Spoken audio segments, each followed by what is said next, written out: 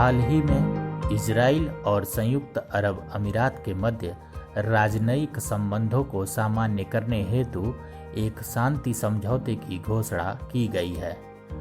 मध्य पूर्व की भू राजनीति को प्रभावित करने वाले इस यूएस ब्रोकेड डील की घोषणा अमेरिका के राष्ट्रपति डोनाल्ड ट्रंप के द्वारा की गई, जिसे अब्राहम समझौते के नाम से जाना जाएगा।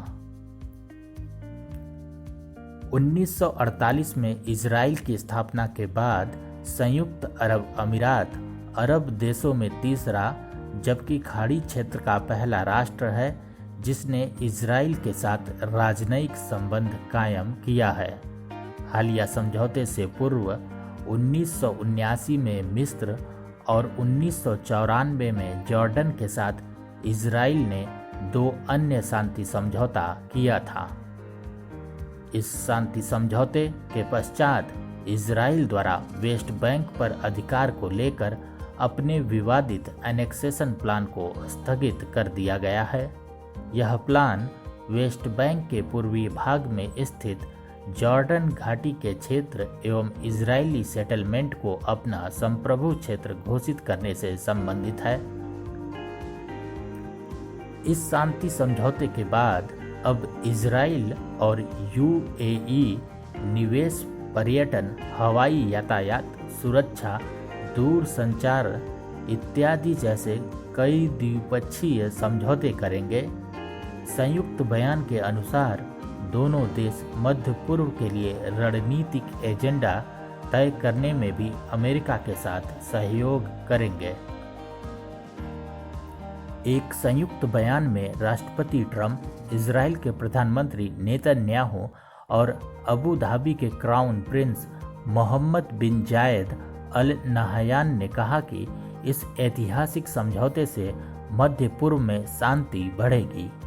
वहीं दूसरी तरफ संयुक्त अरब अमीरात के साथ इजराइल के इस औपचारिक समझौते की ईरान और तुर्की ने कड़ी निंदा की है तथा फिलिस्तीन ने इस समझौते को विश्वासघात बताया है। भारत की विदेश नीति के संदर्भ में यह शांति समझौता विशेष महत्व रखता है। भारत का इजराइल एवं संयुक्त अरब अमीरात के साथ अंतर्राष्ट्रीय संबंध अब और बेहतर संतुलन की स्थिति में होगा।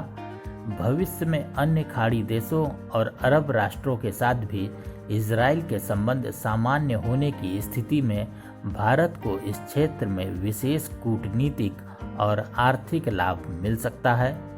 जैसा कि हम जानते हैं, भारत अपनी अधिकांश ऊर्जा जरूरतों, जिसमें कच्चे तेल का आयात शामिल है, की पूर्ति के लिए खाड़ी देशों पर निर्भर है। इस समझौते से यूएई का वाशिंगटन के साथ संबंध मजबूत होगा तथा इजराइल के साथ राजनयिक संबंध स्थापित होने से महत्वपूर्ण आर्थिक, सामरिक और तकनीकी लाभ मिल सकेगा। इजराइल और यूएई के मध्य हुए इस ऐतिहासिक शांति समझौते से दुनिया भर के मुस्लिम देशों में न केवल इजराइल की स्वीकार्यता बढ़ेगी, बल्कि इजराइल की सुरक्षा और स्थिरता को भी इससे लाभ पहुंचने की उम्मीद है।